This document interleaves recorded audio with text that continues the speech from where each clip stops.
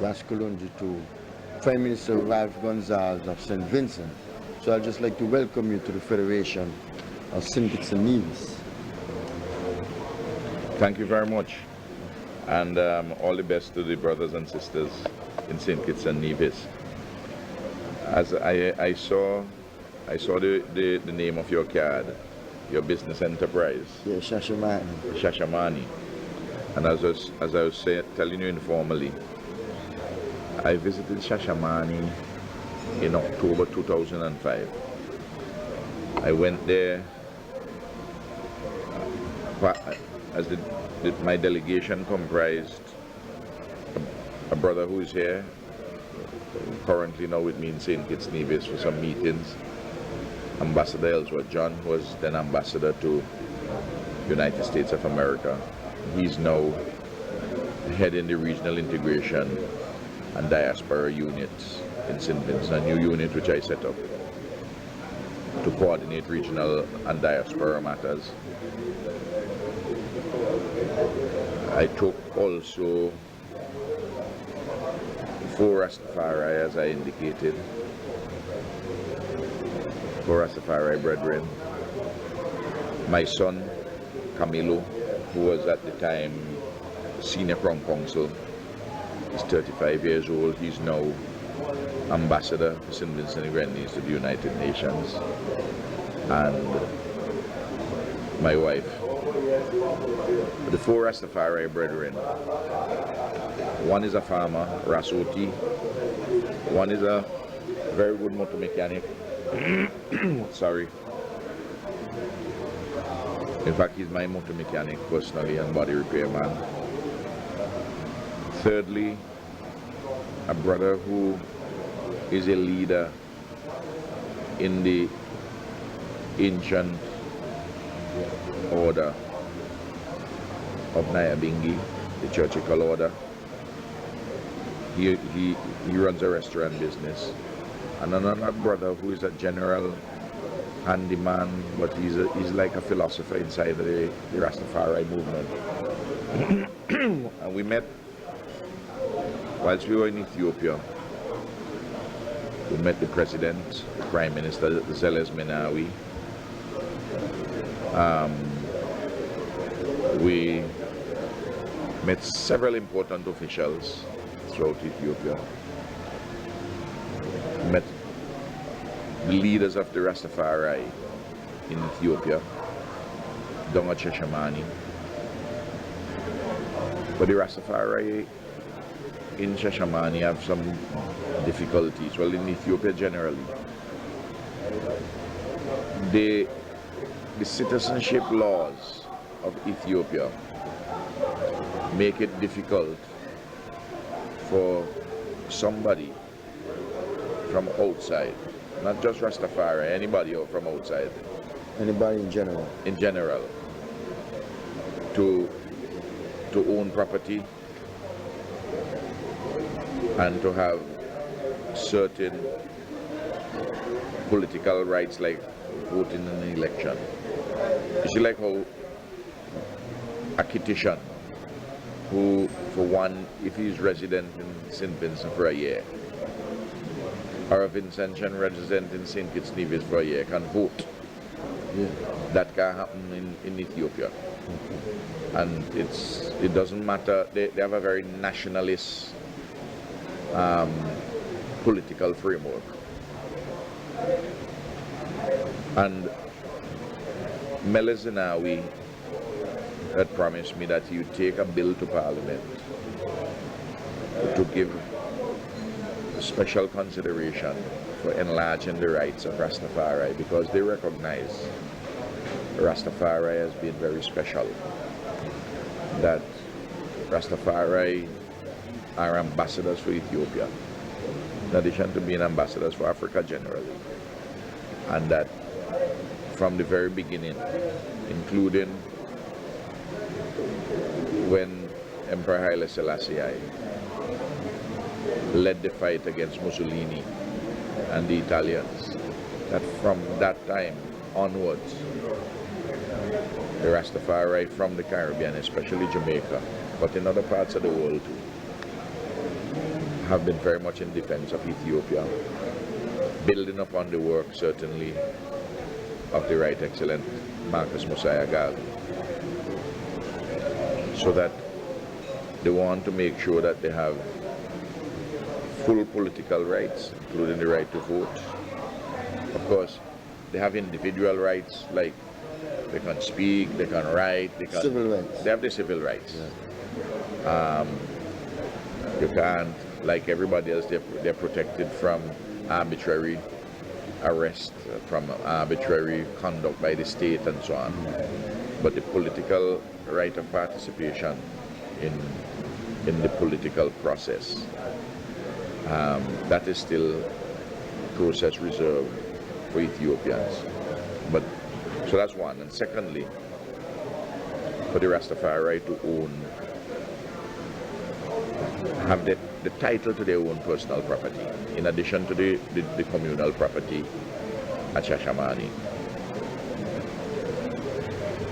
Now, I had raised with Prime Minister Zenawi the issue which the Rastafari brethren and sisters had raised with me at Shashamani, that the number of acres which had been given to the international Rastafari community by the Emperor, when that was taken away during the reign of Mengistu Haile Mariam, who now is in exile in Zimbabwe, and who in fact, has been tried in absentia and sentenced to jail. Okay. The former military leader.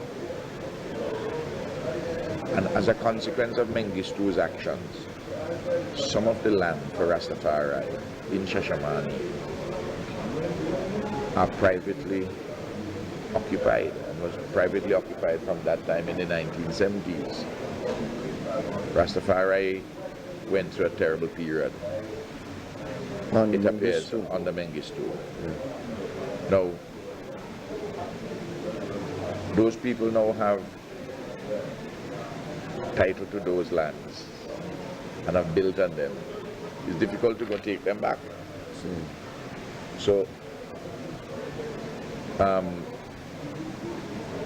Prime Minister Zenawi said to me, and subsequently to our foreign minister, because our foreign minister just went there for the celebrations. The millennium. The millennium. Yeah. And he raised it also with Zenawi. He raised the same issue about Shashamani. And Zenawi again confirmed that he can give the same amount. He can give the same amount of lands which was originally granted, but he can't give all the land at the same place because of what had intervened under Mengistu, and third-party rights have arisen.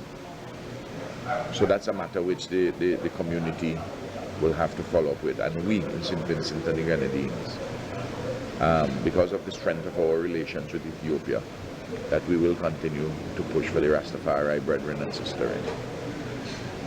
All these details I'm telling you about, a lot of people don't know about them, because other than Rastafari who are interested in these things, a lot of other people are not really interested, and they don't over the kind of importance that this communal land at Shashamani, the importance of it to the Rastafari community, because it is a promise which had been made by the Emperor, and it is part of the birthright. Exactly. But that had been interrupted by Mengistu. I mean, I can see the point that Zenawi is making. People having developed portions of that land and put buildings and so on. It's a problem. Exactly. You can imagine a similar thing here, to go and take away what people already built upon. Exactly. But Shashamani is developing beautifully. Well, from the DVD I saw, it was a very moving experience for me, because I tell you, when you met the brother from Dominica, yes, Desmond Trotter. Desmond Chatter, and you say your wife is related to Yes, him. my wife is related Yeah, to it Desmond. was a very moving experience for me, you know, and all what I saw when you went to His Majesty Palace, Yes. the former emperor again, Menelik. Yes, I You went to know, Menelik. Yeah, you know. Menelik was an extraordinary leader, and also by the spiritual temple which is there, the church. Yeah. It was a very, very moving experience. The Ethiopians are an extraordinarily dignified and spiritual people. And even the poverty and the hardship in certain areas, they bear it with a stoicism and a dignity which is amazing. And they are very gentle people. I fell in love with Ethiopia. And of course, Ethiopia is the cradle of human civilization. Exactly, because you saw Lucy there. I saw Lucy. I went to the, as you, well, you'll have seen in the DVD that I also went to the museum Exactly. and saw Lucy, the origin of human beings. Where human beings originated. Yes, where they came from originally. I should point out that not because the Rastafari wouldn't have full political rights. It does not mean that the children of Rastafari born in Ethiopia are discriminated against in any benefits. They do not have the same citizenship rights in terms of political rights. But I met Rastafari there from Jamaica whose children are at the University of Addis Ababa. You know, So the children born there now are full-fledged citizens. there is an ambiguity, it seems. They get all the benefits, but it seems as though because of the peculiar nature of the Rastafari community, how they had gone there, that they have not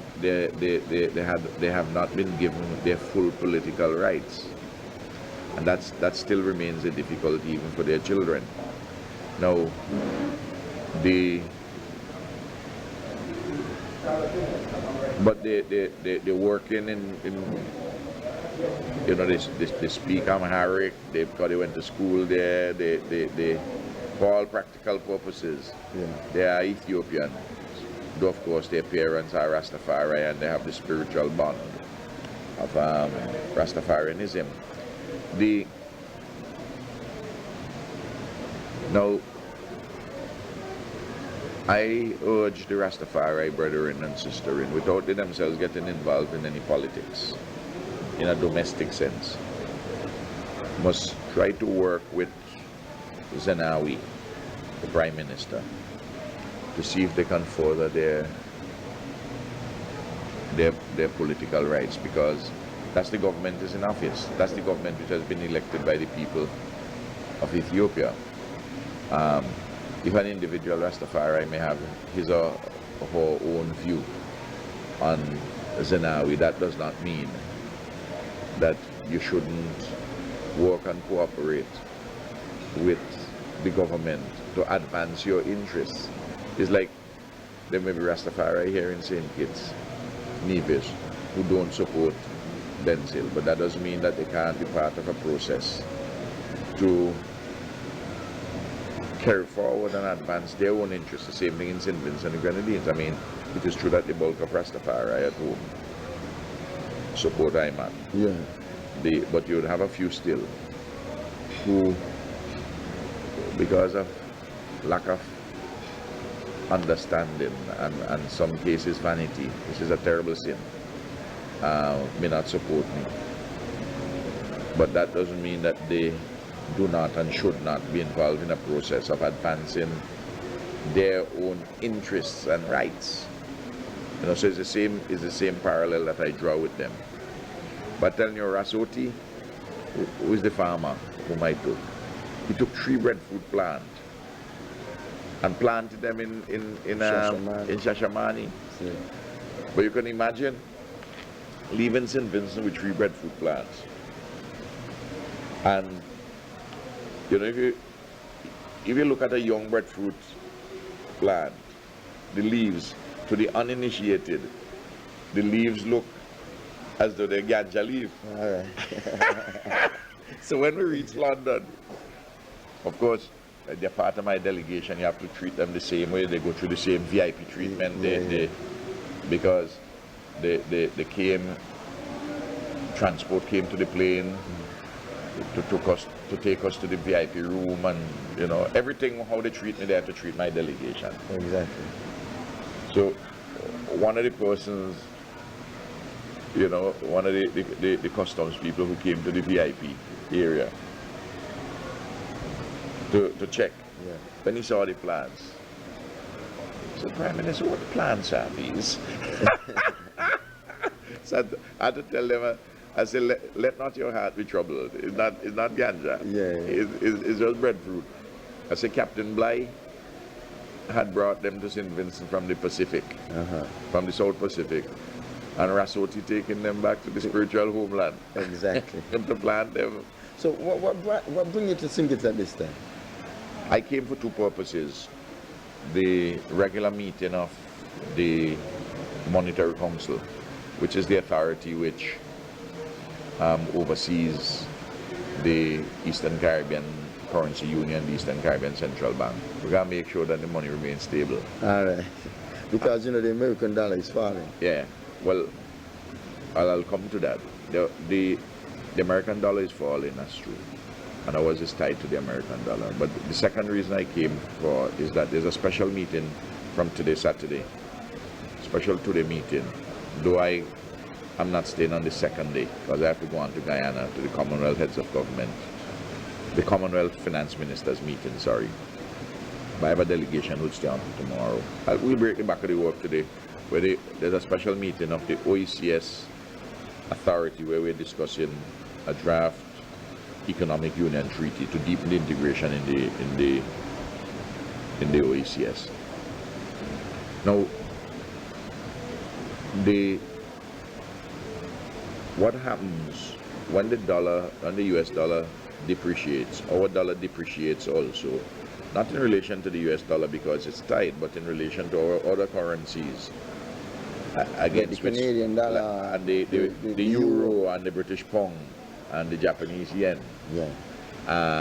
Where those currencies have appreciated in relation to the US dollar. Now what that does is that where we import goods from non-dollar sources, the price of those goods go up. So you may see increase in prices in St. Kitts and St. Vincent, but for a number of commodities, it's related in part to the fall in US dollar when we source those imports from countries where the currencies have appreciated as against the US dollar. But the second and more important reason why we have had increased prices, particularly in food and oil, is because we import that inflation.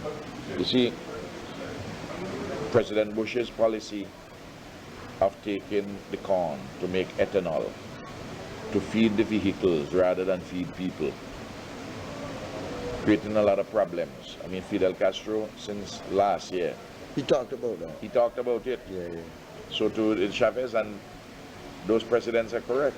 Because what is happening in January 2006, a bushel of yellow corn in the US cost $1.86 US. By March this year, just 1 year later, was $3.98 US. $3.98 US for the same bushel. More than twice the price.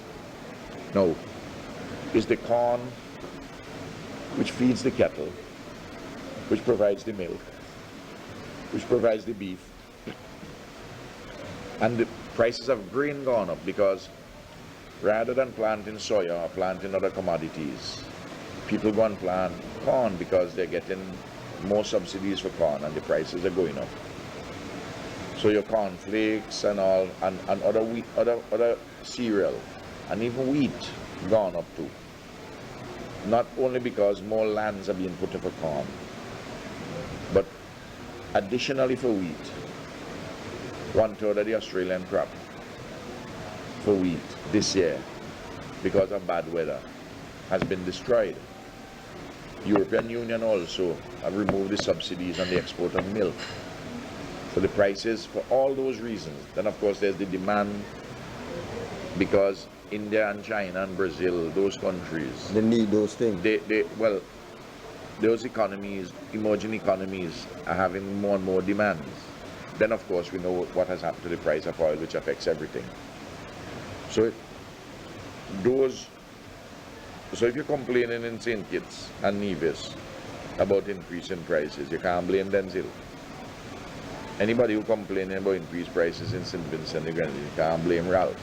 Yeah, but the thing is that we have land here. We could plant some of those food. Well no, yesterday I raised the issue at the Monetary Council when we were discussing the price increases, that there are 3 sets of things which can be done in relation to prices. One of them is regulatory, to make certain that those price control commodities, that the merchants don't gouge the people by jacking up the prices. Because you know some man wicked, you know, they're going to prices gone up, jack it up even higher, so that they go say, well, it's not our fault, it's imported. So we have to regulate that better. Price control department and so on have to watch those things. And publish, because if for instance, if a price, the Rasta wouldn't eat it, but a lot of people would eat it. Let's take Eve corned beef. You may have the price which is $3 and something you see at one supermarket for the big Eve corned beef. And for another supermarket in maybe just over $5, the price control department should publish the names of the firms so that I can read the newspaper and see who gouging who. And you stay away from those who gouge in. So that's one. But Regulatory. remember, the system we live under is a free market. Yeah. But information is also free. So you can publish the information so that if you know that supermarket A is gouging you, you stay away from A and go to B, which is a little more honest. Because you have a choice. Because you have a choice. That's the point I'm making.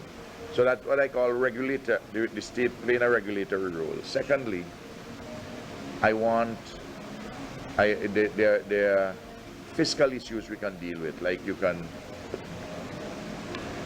try to see if you can increase wages a little bit here and there. You can see if you can increase you can take off something from duties and so on to help a little bit. And for the poor, you can increase the extent of public assistance, things like that. Okay, but the third thing, which is very important, the production side which you start with, that is to say that we must produce more food and eat what we produce. Vegetables, fruits and vegetables in the Caribbean are too expensive, and we import in the Caribbean as a whole last year over $4 billion worth of food, $4 billion US worth of food. In the Caribbean alone? Yeah. So we need to cut down on that import bill, because... But you see, but we have to, there are 2 things we have to do.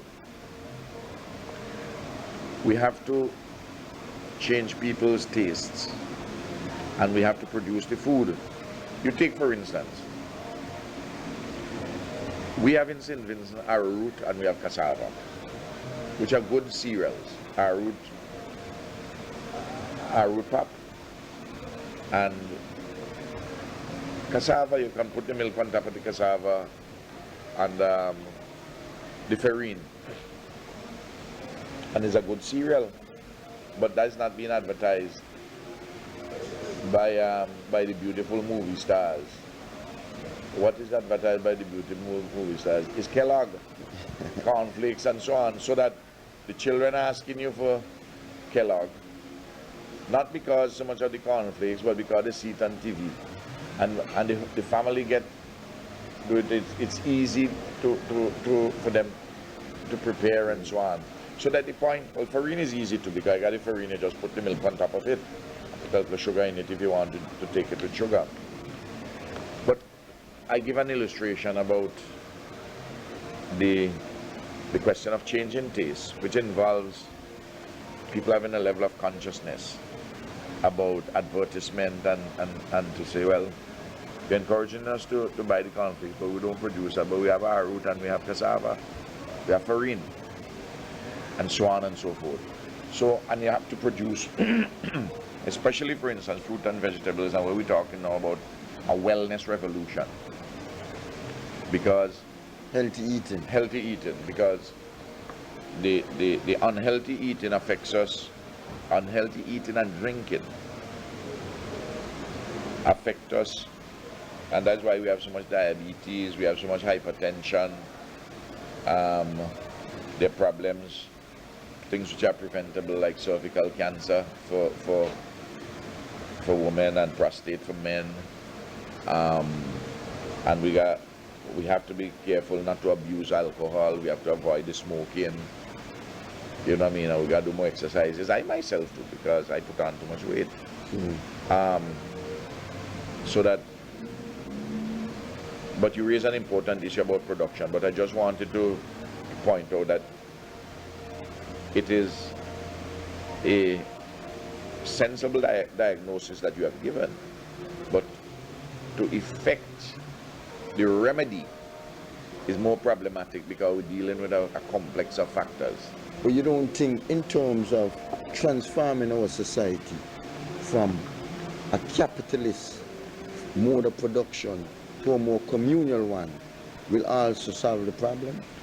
Yes, but even if they become communal, and as you know, I am a socialist, and there are many things where we can organize socialized production, but still you have to have, in certain areas in the modern competitive world, the modern competitive economy with the private sector base. So you can have a mixed economy, and you have the appropriate balance. And there are certain things, for instance, electricity in St. Vincent and Grenadines is state-owned. We have a company. Water is state-owned. We have a government supermarket, state-owned government supermarket, which helps to keep down the prices. We have an input warehouse where we buy all the inputs in bulk to sell to farmers, and we subsidize the inputs because we are the sole importers of sugar. So we use the sugar profits to subsidize the inputs to the farmers. You know, the cheapest place for inputs in the Caribbean outside of Trinidad is St. Vincent and Grenadines for farmers. And I just reduced the price of seeds by half price.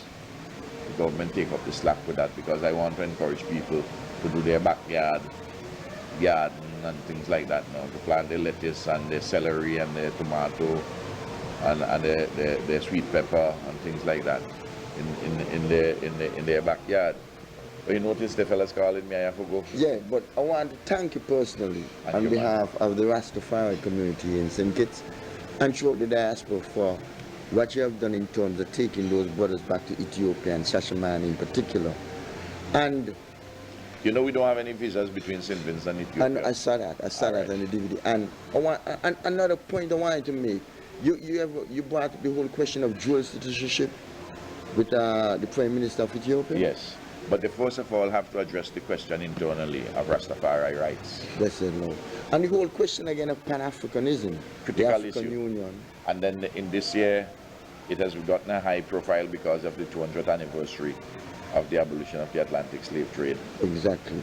And, you know, this is the new millennium. And the Rastafari movement have put out a call that since this is the new millennium in Ethiopia, we have to start anew in terms of working for the total liberation of Africans throughout the whole world. It's a problematic process, but it is not beyond us. The challenge is not beyond us. Yes, Thank you. Prime Minister, I'd like to thank you, Thank you very on behalf of the Rastafari National Council here and the Redemption Cry program on Win FM. I'd like to thank you very much. Thank you very much, my brother. One love. God bless you. Celestia. Fine.